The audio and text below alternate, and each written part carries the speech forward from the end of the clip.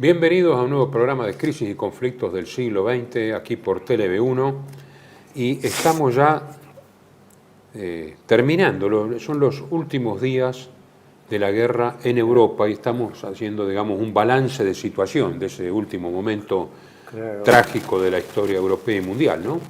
Expliquemos a los espectadores. En los dos últimos programas nosotros vimos la caída de Berlín. Eso implicó la caída de la ciudad de Berlín, que capituló el 2 de mayo, y la caída del Tercer Reich, aunque hubo operaciones que se prolongaron hasta después de la rendición formal, que fue el día 8, y en otros lugares también. Entonces, el propósito nuestro es aclarar muy brevemente algunos otros teatros de operaciones que se estaban dando simultáneamente con la caída de Berlín, porque el avance que se produjo, sobre todo el avance del grupo de ejército centro ruso a cargo de Konev sobre Europa Central, que abarcaría las ofensivas sobre Eslovaquia, que era república aliada de Alemania, con Monseñor Tiso al frente, el protectorado de Bohemia-Moravia, lo que sería Chequia, después Hungría, que era aliado, Hungría lo hemos visto la vez pasada, configuraban todo un teatro de operaciones y luego el teatro de operaciones del sudoeste, el de los Balcanes. El propósito nuestro en este programa es tratar de dar justamente un vistazo a qué estaba ocurriendo, qué ocurría paralelamente a la caída de Berlín, porque al sur de Berlín se estaba luchando. En realidad, secuencialmente, yo diría que primero tocaríamos Eslovaquia, porque la ofensiva sobre Eslovaquia arrancó, si no me equivoco, entre agosto y octubre del año 44. Y hubo un levantamiento comunista en Eslovaquia que estuvo una situación algo confusa, porque el levantamiento era también contra el gobierno Tiso, para firmar una paz por separada. La situación, como en todos estos escenarios, era sumamente compleja.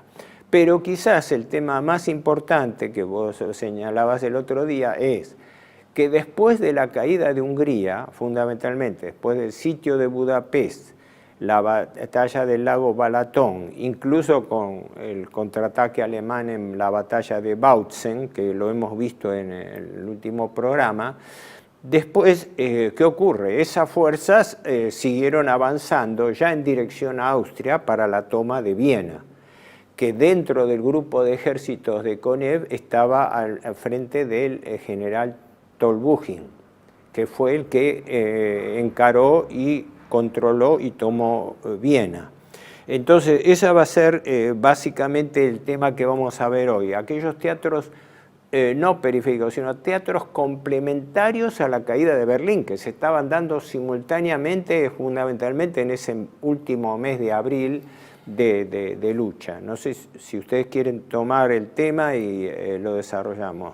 Sí, todo lo que has dicho, naturalmente más el escenario italiano, más el derrumbe absoluto del frente occidental, con la intención de protegerse del avance soviético, y sobre todo a partir de la asunción del gobierno por parte del gran almirante Dönitz, porque Dönitz propuso en los primeros días, hasta que vio que eso era imposible, propuso no combatir en el frente occidental y seguir combatiendo en el frente oriental para evitar dos cosas. Primero, para ayudar a dos cosas, a que la mayor cantidad de refugiados lograra pasar el Elba o estuviera lo más cerca posible del Elba o llegar a las líneas occidentales de un modo o del otro, por un lado, y por el otro lado, que la mayor cantidad de tropas alemanas no cayera en manos soviéticas.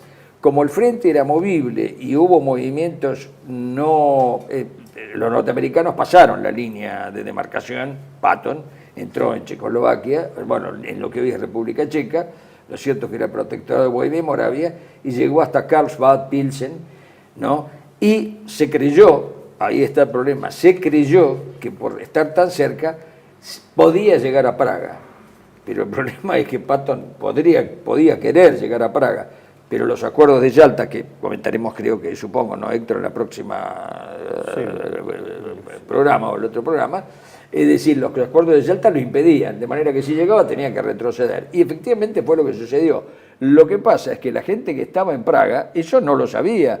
No solo no lo sabían los checos, ni siquiera lo sabían las autoridades alemanas, porque las autoridades alemanas creían que ello era una amenaza soviética o en tal caso un susto para que se rindieran por parte de los aliados. No llegaban a creerlos. El caso más curioso es el del hombre que quedó a cargo del gobierno en el protectorado de Bohemia y Moravia, no con el cargo de protector, porque había sido segundo de Heydrich, que era el doctor Karl Hermann Frank.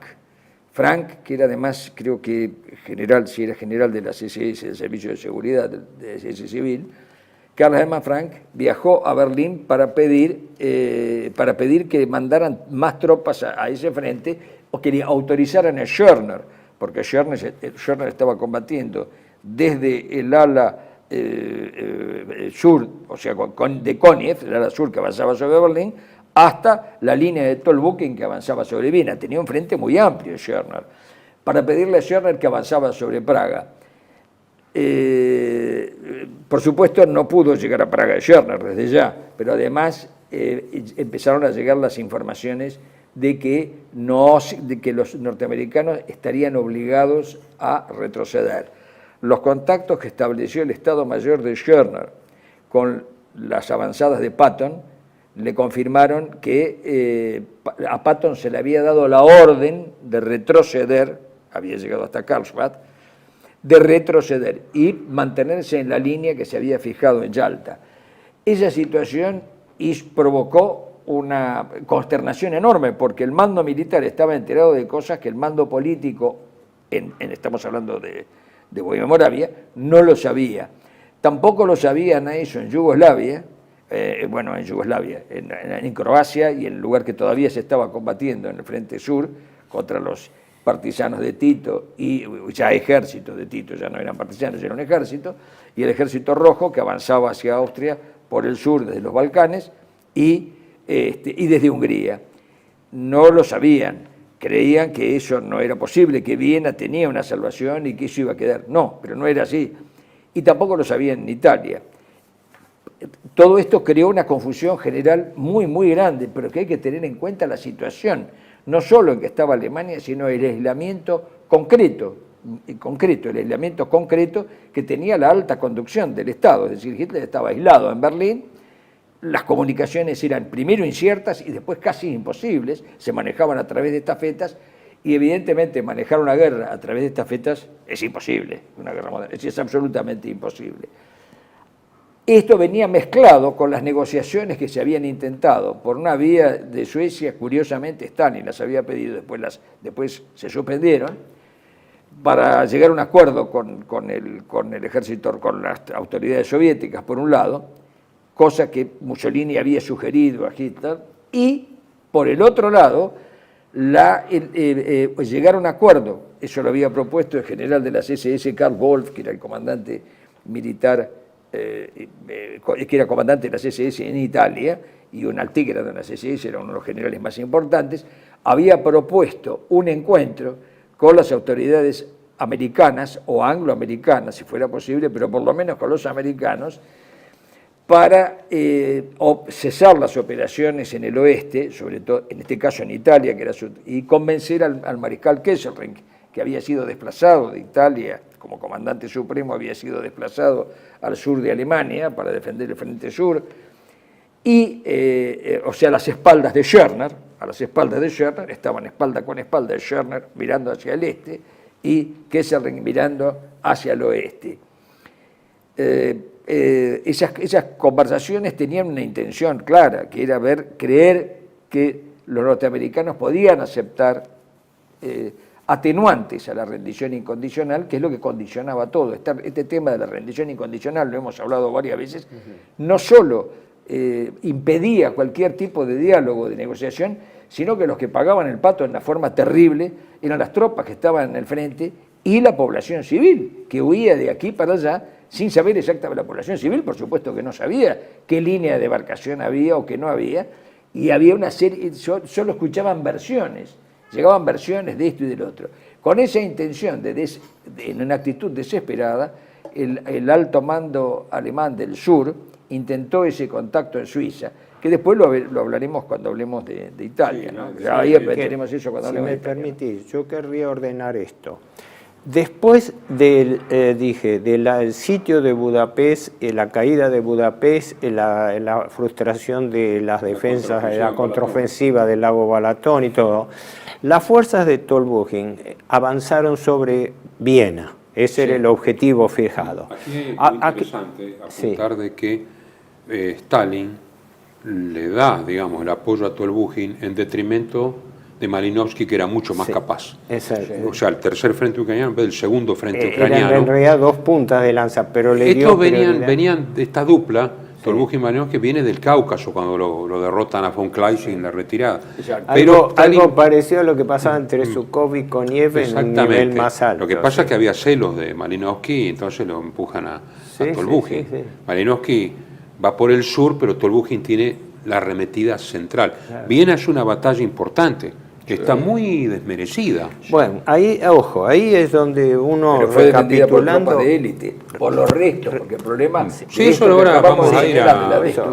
Creo que hay que detenerse a la campaña de Viena. Recapitulando, yo según lo que veo y según lo que recuerdo y me anoté, el problema era esta, la desproporción de fuerzas de defensa de Viena frente a la avalancha del Ejército Rojo era tan grande que la posibilidad de defender Viena con espacios abiertos se luchó en la zona sur de los llamados bosques de Viena, pero la insuficiencia de medios, es más, primero habían sido retiradas algunas unidades de Viena para reforzar Berlín, y en consecuencia desguarneciera, como la sábana corta, al tratar de fortalecer. Para las cifras soviéticas, pocos blindados, 400 emplearon los soviéticos, los alemanes tenían 56, 58 blindados. Y el combustible, y muchos no podían andar con combustible para andar ni tenían apoyo creo que eran aéreo. un poquito menos de 30.000 defensores contra dos 200.000. ases blindados estaban en el puente de Floridsdorf, en Viena, que fue el puente que más resistió, la última cabeza de puente, pero claro, tenían 5 tanques. ¿Cómo vas a hacer 5 tanques cuando...?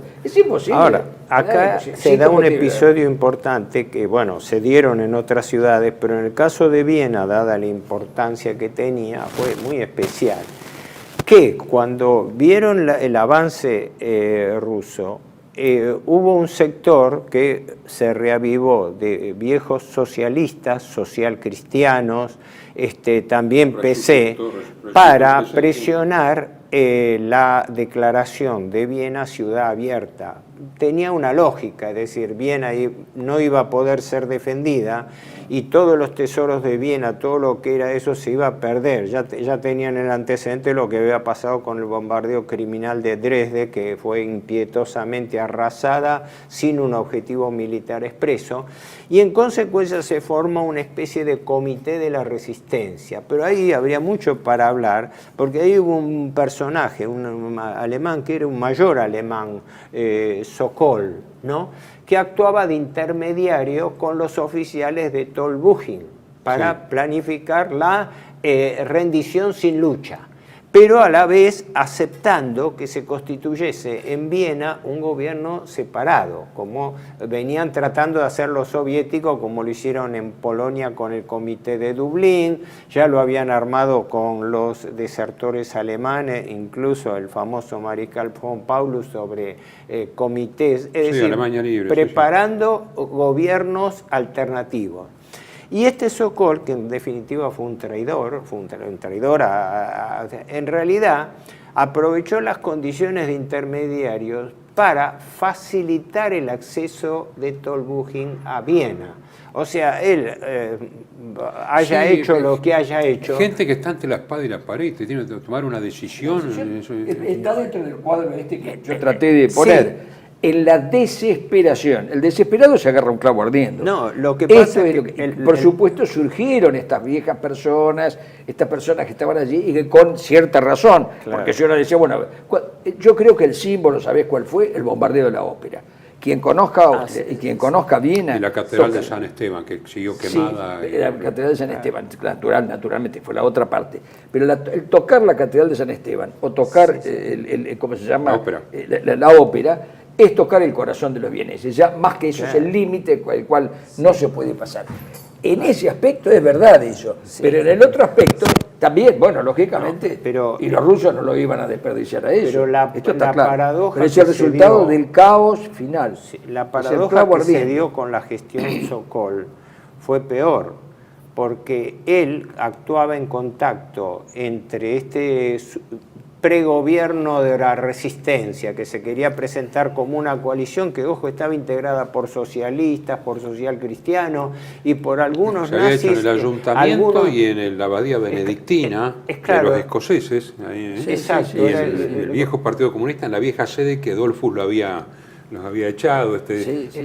Volvían claro. la vieja fuerza a ver qué podían salvar, entre ¿Qué comillas. podían salvar? Por eso, por un lado hay que entender el momento que se vivía y el hecho de que estaba. Pero Además ya no era el 43, no había esperanza. Se No, combatía, no, se ¿qué combatía ocurre? casi, digamos, por orgullo sí, nacional. sí, pero ahí fue donde ocurrió la tragedia.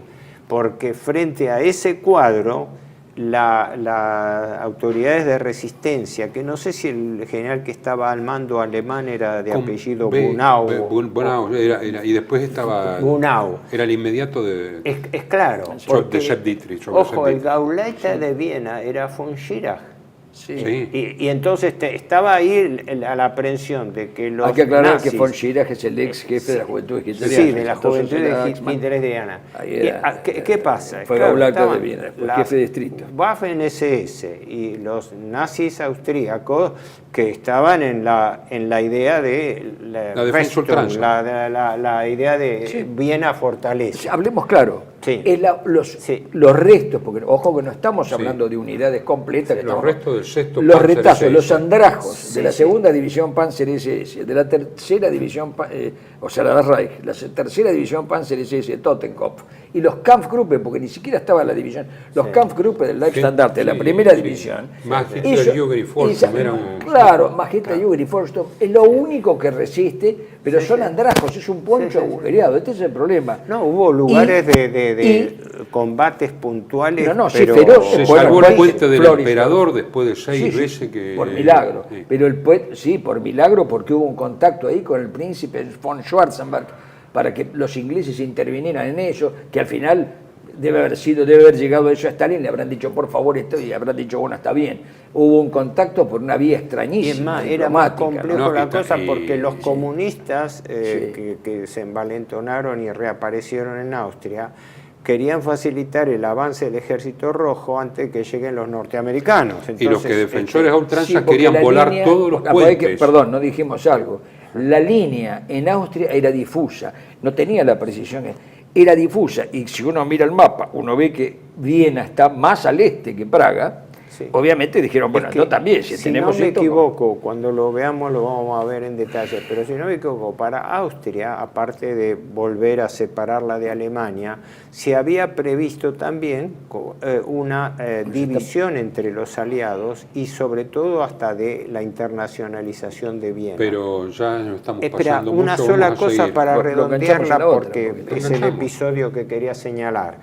Estas negociaciones de Sokol con Tolbuchin comprometieron a militares alemanes que estaban en la defensa.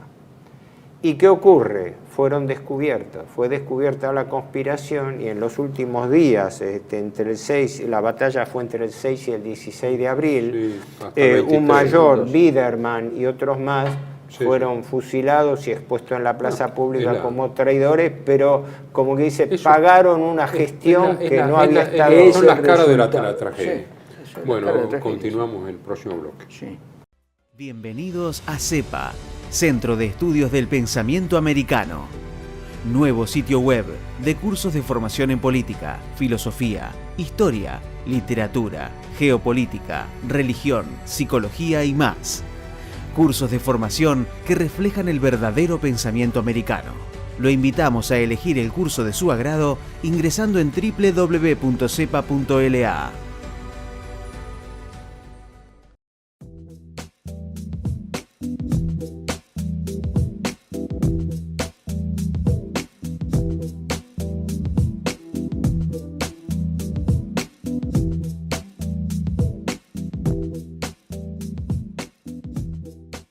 Decir siempre la verdad primero tiene un precio.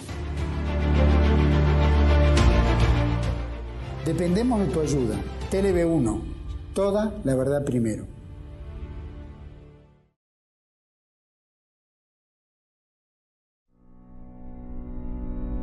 TLV1 se complace en anunciar que estará transmitiendo en su canal TLV1 Clips valiosos programas emitidos antes de la censura sufrida. El lienzo prohibido, el revés del derecho, combates por nuestra historia, disenso, historias de Malvinas, entre otros que podrán encontrar en este enlace.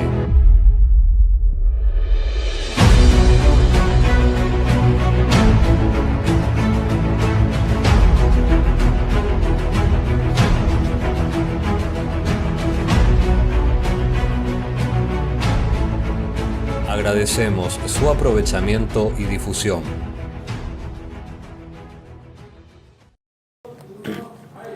Bueno, continuamos entonces con la campaña de Viena, ya en las postrimerías hasta el día 23 de abril, se combatió en los bosques y en la ciudad, con todas estas internas y toda esta cosa tan confusa que le da un ribete aún más trágico, ¿no?, a esta situación. No olvidemos que además muchos combatían pensando de que era la forma de ralentizar el avance soviético hacia el Alpenfestung, hacia la fortaleza alpina, que en realidad no había sido consolidada. Por eso es tan difícil de explicar esto, porque la superposición de cosas, no solo de los acontecimientos, sino de las ideas que circulaban en todos los frentes.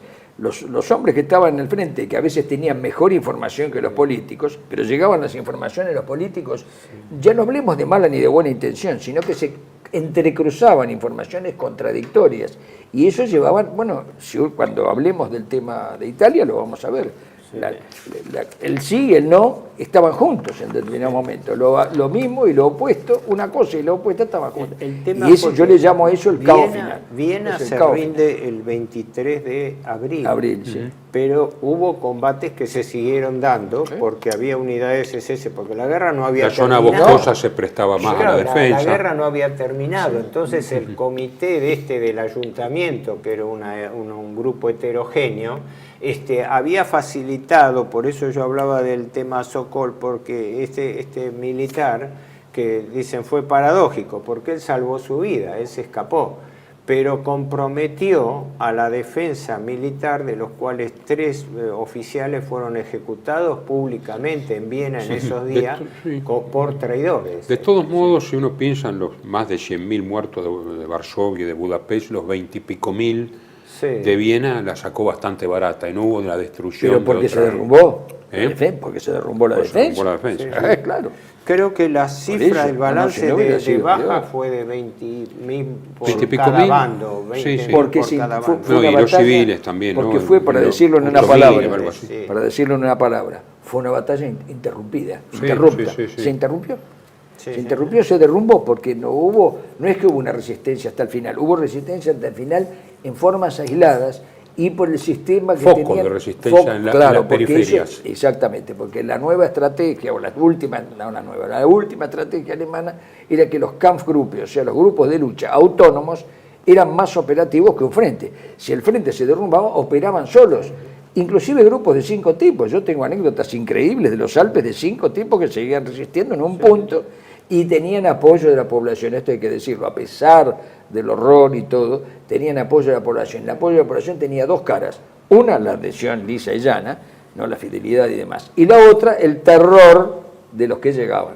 El terror de lo que les llegaba. Además, muchas unidades eran de la zona o tenían parientes en la zona y todo también. Ya. El terror en era... general, no sé si serán, versiones más aliadas que alemanas, lógicamente, versiones de los vencedores, que hablaban de que el espíritu de combate a ultranza no primaba en Viena, por la mentalidad de la ciudad urbana y por el temor de que Viena fuese destruida por sus tesoros artísticos, arquitectónicos, pensando que se iba a luchar inútilmente por una plaza que no tenía un objetivo militar claro. Ahora, Hitler había dictado una directiva que se llamaba Directiva o Operación Nerón, que era la directiva de tierra arrasada, digamos así, de que las Festung, las ciudades fortaleza, resistiesen hasta última instancia con una finalidad elemental, demorar el avance soviético. Sí. Pero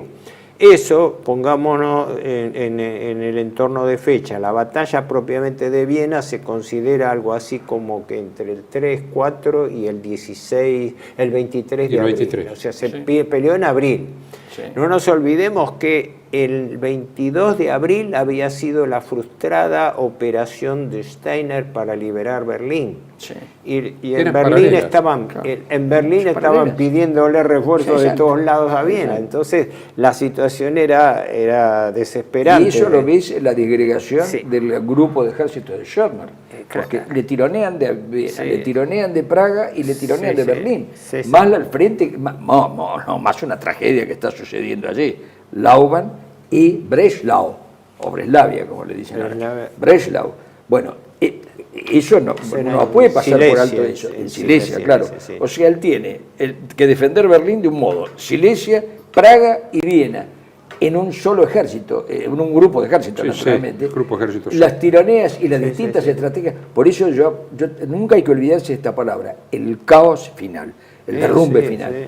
Porque el mejor ejército del mundo, tropas excepcionalmente buenas y además con coraje, todo eso, se derrumban ante, primero, el avance soviético es un rodillo, eso no lo digo, yo lo digo. Además, pero- Es un además rodillo. algunas Hay- unidades hay de la un- Guardia y rodillo. todo, no era solo rodillo, digo, No, también no. habían metido Sí, un- tenían muy- tropas de élite, tenían blindados todo. muy pesados. Sí, blindados muy pesados y la diferencia de 1 a 10, 1 No, a sobre 100. todo artillería, 4.000 Entonces, cañones pero emplean en el frente. además, cuando se pierde el centro de la cuestión se pierde cuando la cabeza, el cuerpo que dirige las operaciones, queda aislado en medio de una batalla, porque estamos en medio de una batalla.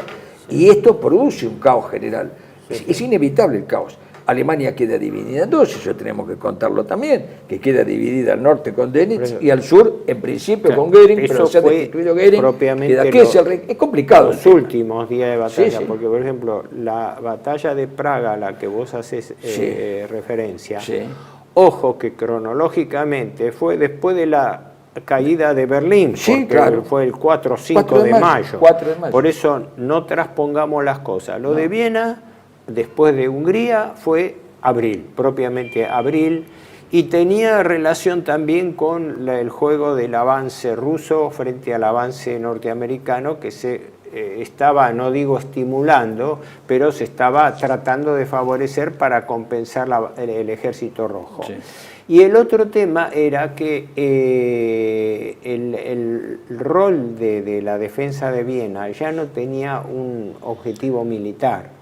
Y como vos dijiste, la famosa idea del reducto alpino o la fortaleza alpina, hoy se sabe que no era un plan orgánico, fue algo más manejado por la propaganda, y en eso tuvo mucho que ver Goebbels, lógicamente, haciendo creer a los aliados que efectivamente Alemania podía tener una zona de resistencia reducto final en la zona de Baviera y abarcando Austria y todo. De hecho, se derivaron Italia. fuerzas norteamericanas importantes. Sí, era una franja, en teoría, porque esto fue teoría, una franja que iba desde el sur de Baviera, pasaba por Austria y llegaba hasta el Subtirol, hasta el Tirol del Sur, o lo que los italianos llaman Alto Adige, que es la misma región.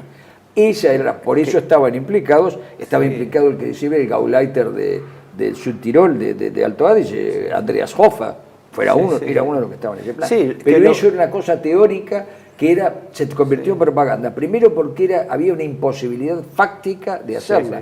No tenía, ¿con qué aviación la defendían? ¿Y dónde sacaban el combustible? Solo se podía tener armas de mano. Es que armas pesadas, no se podía. casi ni se Era intentaron imposible construir fortificaciones, o sea que lo único que tuvo, pero por eso le atribuyen a Goebbels haberlo maquinado eso.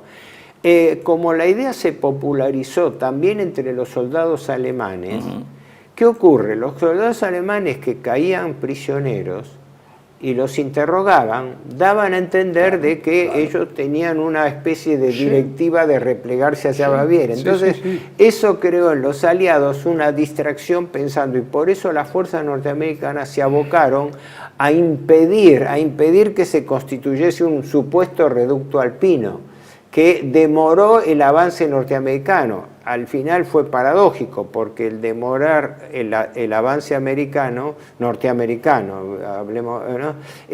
implicó que los rusos pudiesen concentrarse en la ofensiva de Berlín. En mi opinión, esto que vos decís, en mi opinión, esto tiene dos aspectos. Derramó, es una idea que se largó, que derramó para los dos lados.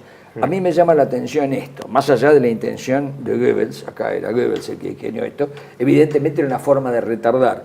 Pero lo curioso es que Goebbels, el mando alemán sabía perfectamente y conocía los mapas de la zona de demarcación. También lo sabían los soviéticos y los americanos. El asunto del reducto alpino, yo creo que era una forma de frenarlos de algún modo a los dos, para ver que hubiera retenerlos, para que hubiera un futuro conflicto, el futuro conflicto que todos esperaban, italianos, alemanes y todos los que acompañaban, de que la Unión Soviética y los angloamericanos se enfrentaran.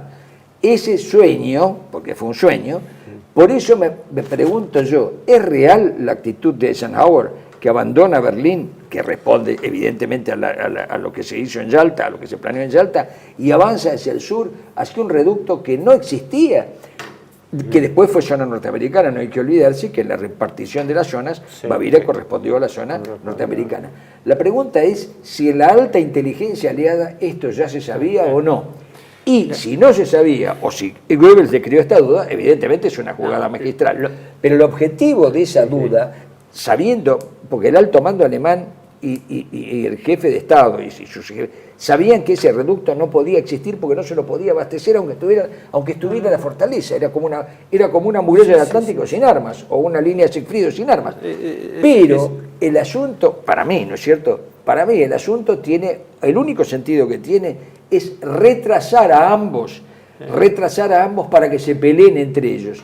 Porque la línea de demarcación ya estaba señalada, y eso lo sabían las tres partes, tanto los soviéticos como los angloamericanos como los alemanes. A ver, adelantándonos un poco a lo que vamos a ver después con los tratados. Hasta último momento, los distintos jefes alemanes, desde el propio Hitler y separadamente Himmler en la zona norte y Göring en la zona sur, ¿no? Lo que estaban intentando era... el norte. ¿Cómo? Dönitz en el norte.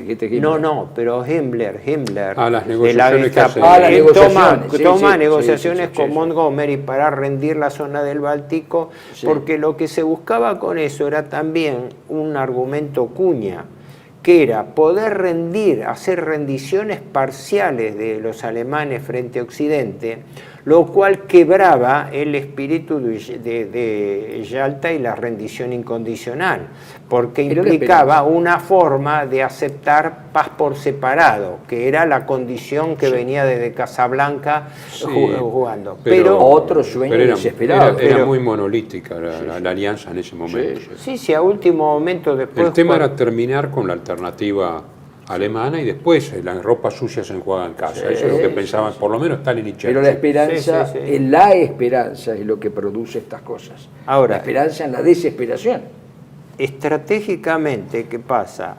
La toma de Viena y todo el avance sobre el centro de Europa tenía también una dirección de tenaza sobre los Balcanes, porque era la zona donde, entre paréntesis, se estaba resistiendo a muerte, porque ahí Alemania estaba aliada con Croacia, y los croatas, enfrentados visceralmente contra los serbios y contra la guerrilla comunista, supusieron una guerra tremenda, además una guerra por ambas partes, cruel, con excesos, con salvajismo, con masacres. Entonces se esperaba que de esa manera los rusos tuviesen algún freno por el lado occidental. De eso estaba preocupado más que nada Churchill por su influencia en los Balcanes, porque no nos olvidemos que en los Balcanes se daba como en Polonia. había un gobierno en el exilio en Londres que pretendía incluso restaurar al rey Pedro II, creo que era, sí, ¿no? Los Karageorgevich, la dinastía, sí, la dinastía y, Serbia. Y por eso la división que había entre los propios guerrilleros partisanos, sí, donde estaban los Chetnik de Mihailovic, sí, que eran serbios básicamente, pero enfrentados a muerte con los comunistas de Tito. Y a su vez Mihailovic, que después de la guerra lo entregan a los comunistas y los comunistas lo fusilan, ¿no? Como Mihailovic había llegado a entendimientos con el gobierno italiano y hasta con el gobierno alemán, sí, porque se habían dado, el panorama de los Balcanes, sí, es harto complejo, tendríamos que dedicarle, qué sé yo, un programa sí, es muy claro, cómo se dieron, pero lo concreto fue que la avanzada soviética se vio irrefrenada desde el punto de vista militar, sí, sí, y cambiaron los términos, sí, porque en la primera parte de la guerra, época de Operación Barbarroja y auge del avance alemán en Rusia, los rusos dependían mucho de la guerrilla yugoslava de Tito, ¿verdad? Sí, sí. Y después, en cambio, pasaron a ser los principales abastecedores de Tito para ganarlo. Sí. Lo cual explica después por qué en la posguerra, en la Guerra Fría, Tito fue el principal país comunista, o el único país comunista que mantuvo siempre una postura independiente, porque Tito no le debía el poder a los rusos, no, se lo debía a Inglaterra. Bueno, sí, Inglaterra, el rey estaba en Inglaterra, aunque Tito fuera comunista. El rey estaba en Inglaterra. Sí. La primera guerrilla contra los alemanes, de Draza Mihailovic y los Chetniks, sí, obedecía evidente al rey. Y después, cuando al rey le imponen, el rey en exilio, sí, se le impone, y eso fue en Londres, se le impone apadrinar a Tito, o sea, darle la bendición, sí, a Tito, sí, y lo tuvo que hacer públicamente, por radio, ¿se entiende? ¿No? Sí, sí. Lo tuvo que hacer, ahí produjo ese estupor entre los Chetniks, que se pasaron a los alemanes y a los italianos, y finalmente los Chetniks, lo que quedó, que era un esqueleto ya de los Chetniks, se plegaron a los cosacos, pero a los cosacos del ejército ruso de liberación. El ejército ruso de liberación, que después hablaremos de él, del general Andrei Blasov, es el que reagrupa después a los últimos Chetniks, porque ahí ni los rusos, o sea, ni los soviéticos, ni los ingleses los iban a apoyar. Hay un aspecto muy importante, este, ¿no? Es el asunto. Kenneth Maxey, en su libro sobre los partisanos de Europa en la Segunda Guerra Mundial, lo pone de relieve. ¿Quién, perdón? Kenneth Maxey, sí, un gran historiador militar. En los Balcanes los alemanes llegaron a tener más de 500.000 de hombres, sí, claro, que eran imprescindibles en el frente ruso, después imprescindibles en enero del 45 en otras defensas, otros lugares. Algunas divisiones de las mejores de montaña. Sí. O sea, los Balcanes ha sido una sangría tremenda para la Wehrmacht, pero muy grande, y favoreció a los soviéticos, pero a su vez... Operativamente, pero a su vez... ¿Por qué Churchill siempre los abastecía y mandó incluso a algunos, incluso a su hijo? Porque el Mediterráneo, en su concepción imperial británica, seguía siendo un lago inglés, digamos, es que, con la derrota de Italia. Hemos hablado de la importancia de los acuerdos bilaterales Churchill-Stalin, 4 importantes conferencias bilaterales, donde estaba el interés geopolítico de Gran Bretaña de mantener su hegemonía en el Mediterráneo oriental. Por eso el llamado acuerdo de los porcentajes, donde se concedía, para decirlo, que las áreas de influencia en la zona de Europa Oriental y los Balcanes se combinasen. Fundamentalmente era por porcentajes, ¿no? En Rumania el 90% era interés soviético y el 10% británico, a cambio de que en Grecia la proporción fuese distinta. Invertida. Y en Bulgaria hablaban del 40-50% cada uno, y así sucesivamente. Cosa que después fue barrida por la planadora soviética, porque cuando los rusos tuvieron esa hegemonía, incluso los ingleses y los norteamericanos lo tuvieron que pelear en Grecia, donde queda la EOKA, era la guerrilla, la guerrilla del Partido Comunista, o sea, la hegemonía pasó a ser rusa. Y eso que vos decís es importante, porque los alemanes no pelearon por Grecia o por las islas, dieron una orden de repliegue. Sí. Incluso algunas, como Creta, quedó aislada y se Sí. tuvo que rendir al fin Sí. de la guerra. Entonces todo ese repliegue fue escalonando en Yugoslavia. Hubo batallas importantes. Hubo 7 ofensivas alemanas contra Tito. Estuvieron a Sí, punto incluso hablo de Grecia, capturarlo. un detalle para que no se escape, es decir, en Grecia el Partido Comunista, después naturalmente de la posición monárquica, porque la monarquía tenía adeptos y los tenía también el Grupo Nacional, aunque su jefe hubiera muerto, el general Metaxas, Ion Metaxas, Sí, es el que creó el Partido Nacional griego, y había mucho adherente, ¿no es cierto? Sí, Pero sí. después de eso venía el Partido Comunista, más que los liberales, era el Partido Comunista. Esta es la realidad. Y eran muy activos, el Partido Comunista griego era muy activo. Los ingleses tuvieron, de hecho, no solo los combatieron físicamente en ese momento, pero después tuvieron que respetarlo, porque ese 10% que vos señalabas, sea en un lado o Se no, llegó así, en ese acuerdo de tiempo, ese porcentajes. acuerdo de porcentajes en Grecia se mantuvo, es más, se mantiene. Sí, sí. Ha llegado hasta hoy. Ahora, Ya un poco cambiado, ¿no? Obviamente, pero- efectivamente, hubo varias, pero contraofensivas formales contra unidades partisanas, porque no nos olvidemos que Tito no solamente tenía unidades guerrilleras, tenía unidades formadas, compañías, brigadas. En el 43 la gran batalla de Neretva en el río, ¿no?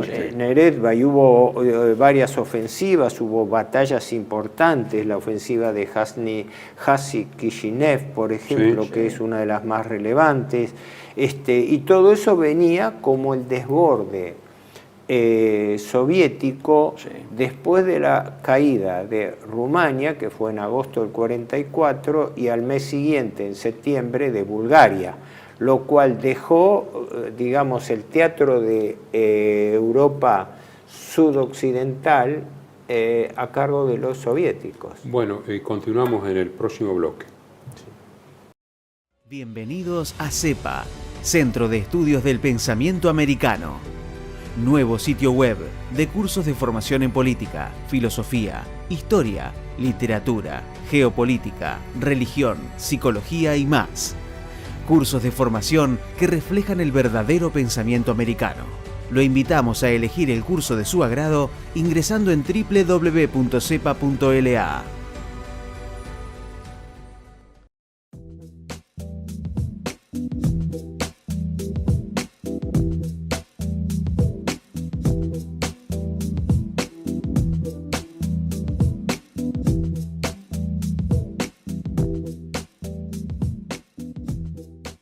Decir siempre la verdad primero tiene un precio.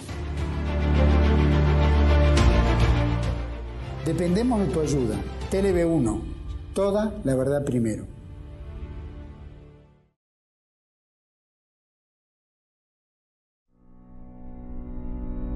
TLB1 se complace en anunciar que estará transmitiendo en su canal TLB1 Clips valiosos programas emitidos antes de la censura sufrida. El lienzo prohibido, el revés del derecho, combates por nuestra historia, disenso, historias de Malvinas, entre otros que podrán encontrar en este enlace.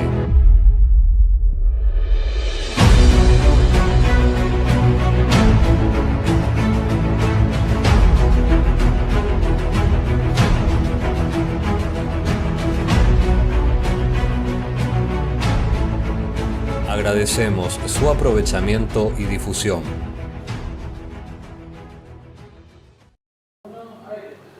Bueno, finalizamos el programa con un tercer bloque. Claro, porque estamos en los Balcanes con un panorama muy complejo que hasta es difícil para nosotros explicarlo, pero ahí había un actor importantísimo que era el Estado croata.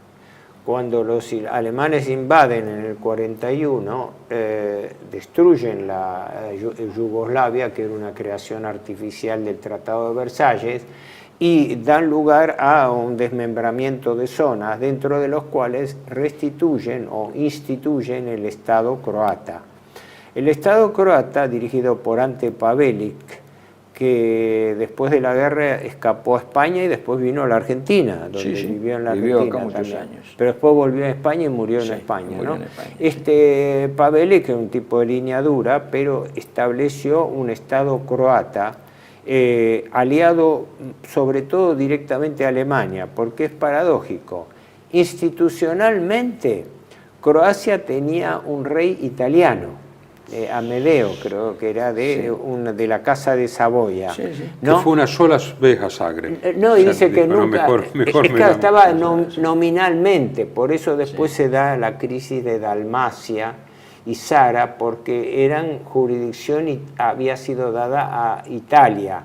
Y después de la guerra, Tito no lo Sí, fue no una especie de respetó. protección que ofreció Italia, ¿no es cierto? Que ofreció Italia y por eso... Italia se apoderó de Dalmacia, aparte que tenía la península de Istria, la zona de Zara y Fiume, ¿no? Eran las Dalmacia cuatro reivindicada como parte Pero ofreció del Imperio Romano. esa salida a Croacia para que tuvieran un rey y eso les permitiera de alguna manera con el tiempo la integración de estas otras cosas que estaban ahí. Es una zona muy conflictiva, lo fue siempre, y no te olvides, vos dijiste lo del Tratado de Versalles. El Tratado de Versalles, cuando se crea Yugoslavia, al día siguiente de proclamar eso empieza la guerra civil, una guerra civil larvada que terminó en 1995. ¿Terminó? Lo digo con signo de interrogación. Sí, paradójicamente, aunque fueron vilipendiadas durante la guerra, la historia después le da la razón a la partición alemana. Por ejemplo, en Checoslovaquia, dividiendo la República Checa, lo que era el protectorado de Bohemia-Moravia, de Eslovaquia.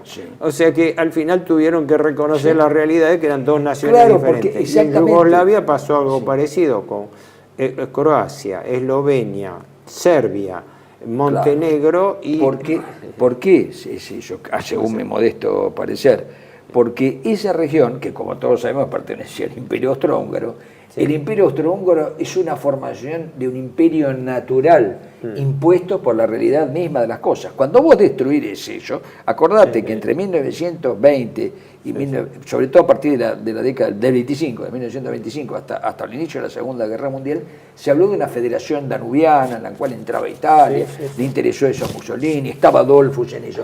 ¿Pero por qué estaban en eso? Porque es una forma de reconstituir un imperio. Es decir, esa zona que tenía un límite, todos sabemos que la frontera de eso, y acá viene lo de Yugoslavia, es decir, estaba en la mitad de Yugoslavia, donde en la Bosnia-Herzegovina, Herzog quiere decir duque, el Gran Ducado de Bosnia, que era el límite, la frontera, el limes, la frontera real con el Reino de Serbia. Era eso, Bosnia era parte del imperio. Entonces, este tema, ¿no es cierto? Este tema del antiguo imperio es el que de alguna manera intentan recrear. Y al final los hechos... Si uno lo quiere la caída del muro y la autoimplosión de la Unión Soviética sincera la situación. Sí, claro. Reviven las nacionalidades y se vuelve a pre-Versalles. Bueno, pero ojo. Por eso, que paradójicamente los soviéticos vinieron a restaurar Versalles. Paradójicamente, porque restauraron Yugoslavia y nada más. Por eso dije, la autoimplosión de la Unión Soviética, que algunos han comparado con la segunda caída del Imperio Austrohúngaro, ha sincerado el mosaico de nacionalidades. Claro.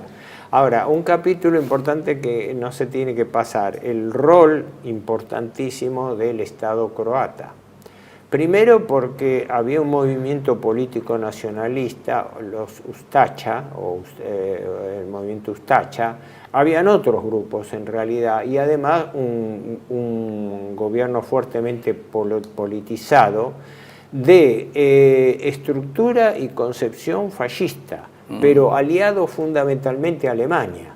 Porque se dijo que durante toda la guerra la relación con Italia era más bien formal y hasta distante y con aprensiones por las aspiraciones geopolíticas de Italia en la península.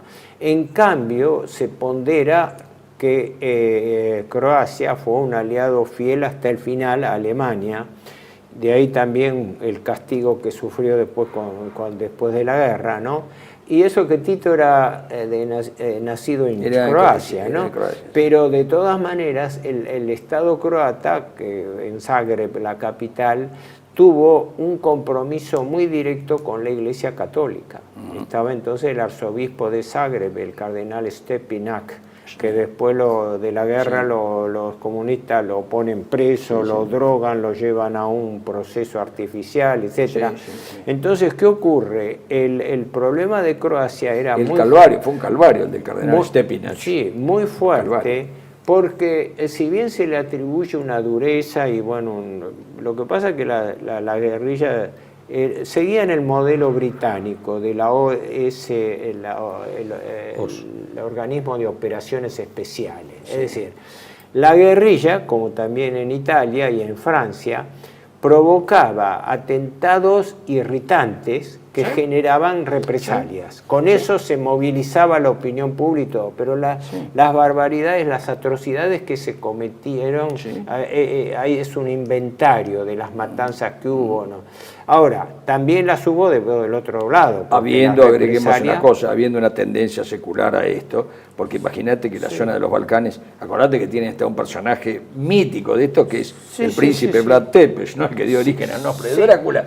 Es decir, los términos durísimos que algunos dicen que vienen de los turcos, a mi entender, vienen de Asiria, Babilonia, y pasan a través de los turcos. Esos métodos drásticos y terribles. Todos los Balcanes habían estado bajo hegemonía turca y consecuentemente... Sí, por supuesto, pero cuando vos ves los edictos turcos, cuando eso estuvo bajo Yugoslavia se llamaba Sirvistán, ¿no? Cuando estuvo bajo esos dominios, los edictos eran muy parecidos a lo que aparecen en las tablillas de Asirias. En la historia de Onken, no sé si alguien tiene la vieja historia de Wilhelm Onken, la historia universal de Onken, que allí se detallan el contenido de las tablillas asirias y babilonias, y vos lo ves en las leyes que después siguieron. Yo no sé si tengo acá la proporción, que hay una tradición. Interesante bueno, no lo tengo acá, la proporción de la población de Croacia. La mayoría era de extracción y lengua croata.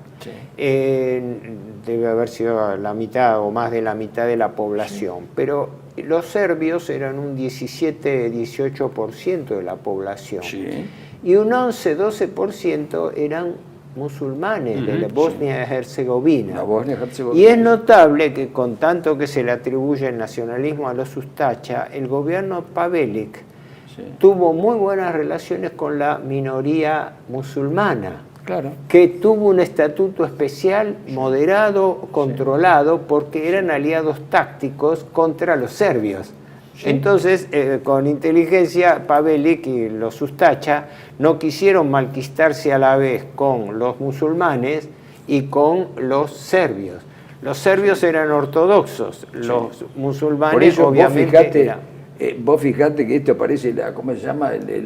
Lo que dice Rossini en la Cenerentola, la cuesta un nodo rintrecciato, o sea, un nudo con tantas vueltas que parece un botón de pluma. Es decir, ¿por qué? Porque tirás de un hilo y sale otra cosa, y viene. Está cruzado eso desde tiempos inmemoriales. El imperio, el austrohúngaro en este caso, puso límite, o sea, límite geográfico o de orden, y lo integró en un imperio. Disuelto todo eso, creado un estado artificial como Yugoslavia, más allá o no de la Segunda Guerra Mundial, se vivió la guerra civil, como se vivió en estos últimos años, en el mismo lugar, y no había Segunda Guerra Mundial. Era natural que esto sucediera, era absolutamente natural por la artificialidad que terminó en la palabra Yugoslavia, quiere decir eslavos del sur. Yugo, el sur, ¿no? Yugo, el sur, eslavos del sur. Sí, son eslavos, pero son eslavos musulmanes, son eslavos ortodoxos y son eslavos, ¿cómo se llama? Católicos. Y de la ortodoxia de las dos líneas, tanto la ortodoxia rusa como la ortodoxia griega. Es un tema muy complejo, es un mosaico. La mezcolanza o mosaico de religiones es tremendo. Y ahí, como recordatorio, como conclusión, recuerdo, en geopolítica se estudia lo que se llama ley de homologías o repeticiones histórico-geográficas, ¿no? Vincent Vives habla de eso, pero los alemanes de la escuela de Haushofer ya lo hablaban. cómo a través del tiempo se repiten los mismos problemas de fondo marcados por la geografía y la raza. Y Yugoslavia es un caso característico que lo vivimos hasta hoy en día, que justamente, como pasó con Checoslovaquia, ocurrió lo mismo con Yugoslavia. La naturaleza obligó a volver a reconocer las nacionalidades correspondientes. Y eso habla bien del Imperio Austrohúngaro, una vez más, porque el Imperio Austrohúngaro logró armonizar esa parte. En realidad el balance en toda la Europa centro-meridional, toda Europa en realidad, fue, como decimos, una constante de nuestro programa. Hay que entender que las dos guerras mundiales fueron parte de un mismo proceso y que la clave geopolítica de ese proceso fue la destrucción de cualquier potencia que tuviera hegemonía sobre el centro de Europa continental. El objetivo británico, que después, por eso la alianza entre el capitalismo norteamericano y el comunismo soviético, es destruir cualquier potencia en Europa Central que pudiese constituir cualquier imperio unificador continental. En la Primera Guerra Mundial se disolvieron el Imperio Austrohúngaro, en la Segunda el Imperio alemán. Por eso digo, si no se entiende eso, no se entiende el rol. La clave geopolítica es esa, sin ninguna duda, basta mirar el mapa. Dos rostros distintos. Por el lado del atlantismo, tenemos que incluir aquí la vieja confrontación tierra-mar, claro, del mundo anglosajón, digamos, que todavía existe, porque la OTAN en el fondo, ¿qué es? Y del punto de vista, ya sea ruso, soviético o lo que sea, es la guerra por el dominio continental dentro del continente. Pero siempre son los dos extremos frente a la Europa clásica, digamos, ¿no? Lo que pasa es que y además está la gran tragedia, para rodear, de aquellos que por su condición, por, digamos, de tipo étnica, religiosa, lo que sea, se vieron enfrentados a una opción dada por el propio acontecimiento de la evolución de la guerra. Y quería hacer una referencia a lo que se conoce muy poco, que es no es la última batalla, sino el último combate de la Segunda Guerra Mundial, que es Texer. Texer es una isla holandesa en donde desde el año 43 había un batallón georgiano que se llamaba Kenigen Tamara, porque Tamara había sido una reina de Georgia en el siglo XII. Hay un poema sinfónico de además, para las tesis nacionalsocialistas, los georgianos eran considerados arios, eran respetados más que otros hibis, digamos, tenían un uniforme alemán. Hibis son los voluntarios. Sí, los voluntarios, Pero hay que decir voluntarios soviéticos. Y puesto Center era un campo de concentración, o, digamos, vestir uniforme alemán, algunos por anticomunismo, muchos, otros por oportunismo, lo que sea, pero estos georgianos pasaron a las filas de la Wehrmacht, actuaron en Ucrania, que todavía hasta el día de hoy se los acusa a los ucranianos de nazi, etcétera, etcétera. Y en el 43 reemplazaron a unidades de la India Libre en la muralla del Atlántico.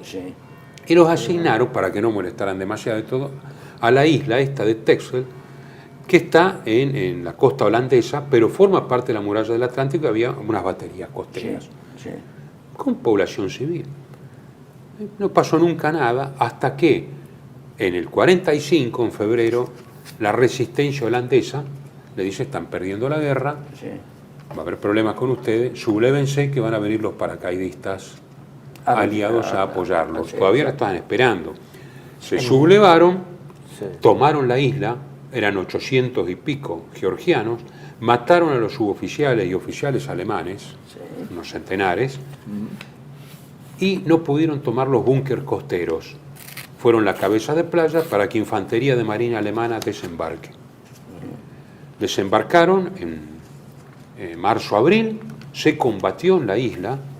El mando canadiense, que estaba en el avance a cargo de la situación, dijo que había que poner un poco de orden, pero no dijo más nada. Nada más. Dejaron que los alemanes liquidaran, además por traición al uniforme, fusilaron a un montón, y otros los tomaron prisioneros, y cuando los tomaron prisioneros, porque este combate siguió hasta mayo, fin de mayo, Es increíble. es increíble, Sí. los canadienses toman prisioneros a alemanes, y a prisioneros de los alemanes a los georgianos, dicen, por Yalta hemos convenido en que todo aquel que vistió un uniforme alemán, pero es perteneciente a la Unión Soviética, debe ser entregado a Stalin. Así que fueron a parar a los gulags, y los pocos sobrevivientes fueron liberados por Khrushchev en el 56. Digo, el drama gigante de toda esta situación. ¿no? A ver, perdón, porque creo que se nos acaba el tiempo. Cuando mencionaba lo de Croacia, hay que mencionar un capítulo trágico que manchó para siempre la historia de la Croacia, ¿no? Que fue la masacre, la matanza de Bleiburg. Cuando después de la guerra, tanto militares, eran en total el éxodo abarcó cerca de 200.000 militares de distintas armas, militares, policías, fuerzas ustacha, etcétera, pero también civiles que dentro de que era la masa de refugiados que venía de Europa Oriental fueron. Sí, fue una especie, para compararlo con la historia nuestra, una especie de gigantesco éxodo jujeño. Claro. Un gigantesco, con militares pero y con una nota, fue una matanza peor que la de Katyn que hicieron los rusos y facilitada por el comando británico, porque las tropas croatas, sabiendo que iban a ser motivo de cualquier tipo de atrocidades, matanzas por los rusos, se rindieron al comando británico. No me acuerdo ahora cuál era el general británico que intervino en eso. Y el otro les aceptó la rendición, pero después pactó con los rusos irle entregando los prisioneros, y para más entregándolos en tanda. Y durante 2 semanas, eso fue inmediatamente después de la guerra, no sé si fue en junio o julio enseguida, los soviéticos, ayudados también por guerrilleros de Tito, procedieron a matanzas en lote y todo, que las fosas comunes no pudieron ni ser identificadas ni nada. ¿Qué se opuso a eso? En Que no la estaba zona de Eslovenia pasó, que es el día de hoy que todavía se descubren fosas comunes. Lefebvre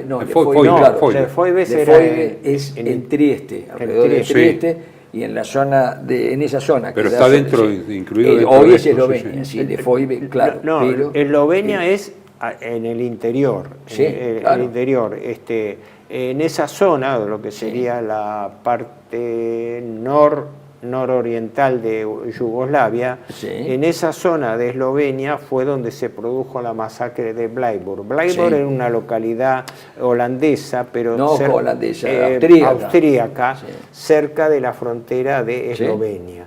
Y los croatas que se rindieron a los británicos fueron entregados impunemente, los desarmaron, es decir, los desarmaron y los entregaron a los... Sin duda, pero es curioso porque el comandante supremo en el sur, que era Alexander, y le correspondía esa zona, porque le correspondía el Alto Adige y el sur del norte de Yugoslavia, le correspondía a Alexander, que era el comandante supremo en el sur, estaba opuesto a eso, y le cambiaron, desde Inglaterra, cambiaron al general que estaba a cargo de esto, mandaron un oficial de menor gradación y que cumpliera estrictamente lo que se había acordado con Tito.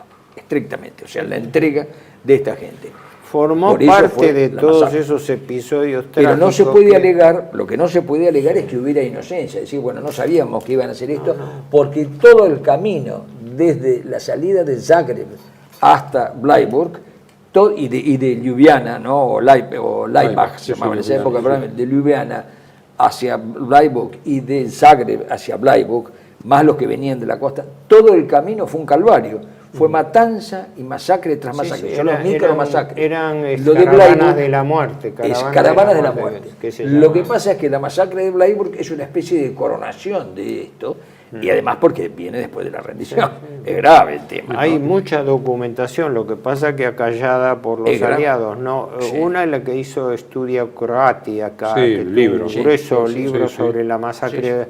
Y recientemente, ahora no me puedo acordar del nombre de esta señora, hay una croata argentina que vive en la Argentina, una mujer que hizo Pero un es una cosa trabajo. reciente, sí. ¿Cómo? Es una cosa reciente. Es reciente, yo la Yo escuché tengo el también viejo. a ella en una conferencia, pero en una exposición. Ahora, perdón que no me acuerdo Sí, el yo nombre no, de ella, yo- pero yo- es una yo mujer que tampoco. vive, está acá en la Sí, sí. Argentina, e hizo un estudio muy equilibrado de cómo fue la negociación y quiénes fueron los oficiales ingleses que intervinieron, cómo fue en detalle, porque ella es descendiente, entiendo, de militares. Indudablemente fueron que asesinados. hubo una orden política por encima del mariscal Alexander, que era el comandante además de Sí, toda sí, el sí, área. sí. de Fue todo anulada lo- su anulado. orden. Fue anulada la voluntad de Alexander. Sí, sí. Fue anulada. Ahora Bueno, cuando A hablemos ver, los cosacos lo acá, vamos a decir. simplemente para ordenamiento de los espectadores, así como nosotros terminamos con la caída de Berlín, quisimos dar un capítulo especial a qué ocurrió en los otros teatros de operaciones en las postrimerías de la guerra, en la Europa central y en los Balcanes. Muy apretado, muy síntesis, lógicamente. En los próximos programas vamos a ver probablemente los casos específicos de los principales dos países que sufrieron las consecuencias de la derrota. ¿Qué pasó en Italia y qué pasó en Francia? Sin perjuicio de que se tenga un panorama periférico, ¿no? Porque en cada Perfecto, uno de bueno, los como países. estamos excedidos en tiempo, terminamos aquí, hasta la próxima.